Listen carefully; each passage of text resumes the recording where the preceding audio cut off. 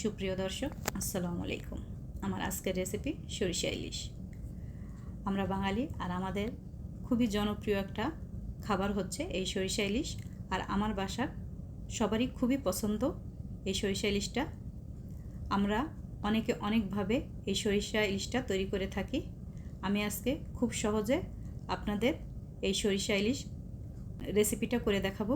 আমি এখানে 4 টুকরা ইলিশ মাছ সুন্দর করে ধুয়ে পরিষ্কার করে নিয়েছি 1 কাপ পরিমাণ পেঁয়াজ। এখান থেকে কিছুটা পেঁয়াজ আমি বেটে নিব। নিয়েছি সরিষা। আমি এখানে 2.5 টেবিল চামচ পরিমাণ কালো সরিষা নিয়েছি, আপনারা চাইলে হলুদ সরিষাটা নিতে পারেন। আমি সরিষা, কাঁচামরিচ আর একটু লবণ দিয়ে বেটে নিব, তাহলে সরিষাটা তিতা লাগবে না। নিয়েছি 1 কোয়া রসুন আর একটু জিরাও নিব। আমি এখানে একটু রসুন দিব আর একটু জিরা দিব। আদা দিব না, আদা দিলে কিন্তু ইলিশ মাছের টেস্টটা নষ্ট হয়ে যাবে, সেন্টটাও নষ্ট হয়ে যাবে। আমি হালকা একটু রসুন আর জিরা দিব। আমি এখন নিয়েছি 5-6টা কাঁচামরিচ। আমি কাঁচামরিচগুলোকে ফালি করে নিয়েছি। আপনারা চাইলে এখানে শুকনো মরিচের গুঁড়াটাও দিতে পারেন, আবার কাঁচামরিচের পরিমাণটাও বাড়িয়ে দিতে পারেন। যে যেরকম মরিচ পছন্দ করেন ওই অনুযায়ী মরিচটা দেবেন এখানে। আর লাগবে আমার হলুদ, তেল আর লবণ। আমি এখন সরিষাটাকে বেটে নিব আর জিরা রসুনটাকেও বেটে নিব। আমি পাটায় বেটে নিব, আপনারা চাইলে ব্লেন্ডারে ব্লেন্ড করে নিতে পারেন। পাটায় বেটে নিলে কিন্তু মশলাটা যদি পাটায় বেটে নিই তাহলে কিন্তু মাছের টেস্ট কিন্তু বেশি ভালো লাগবে খেতে।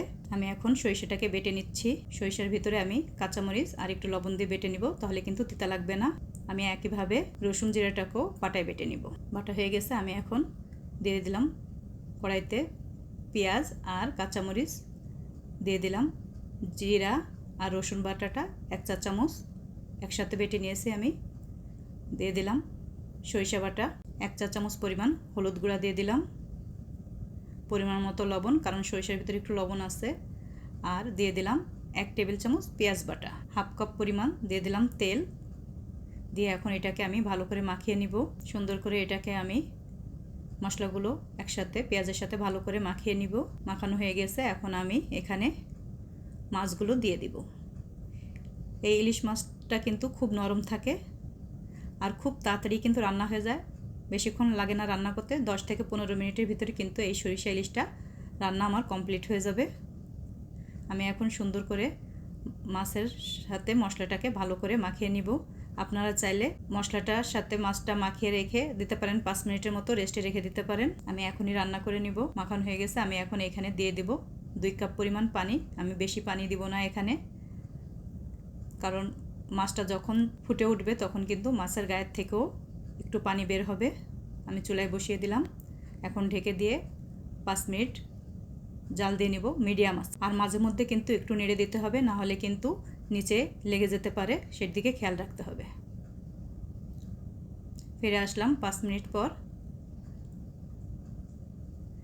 মাছ থেকে কিন্তু একটু পানি বের হয়েছে। আমি এখন এটা উল্টিয়ে দিব। খুব আলতো হাতে এটাকে উল্টিয়ে দিতে হবে, না হলে কিন্তু মাছটা ভেঙে যেতে পারে। সুন্দর করে উল্টিয়ে দিয়ে আমি ঢেকে দিয়ে আবার কিছুক্ষণ রান্না করে নেব। রান্না কিন্তু আমার হয়ে আসছে, অনেক সুন্দর হয়ে গেছে কিন্তু মাছটা। আমার রান্না কমপ্লিট হয়ে গেল। আমার রান্না কেমন হলো আপনারা অবশ্যই জানাবেন।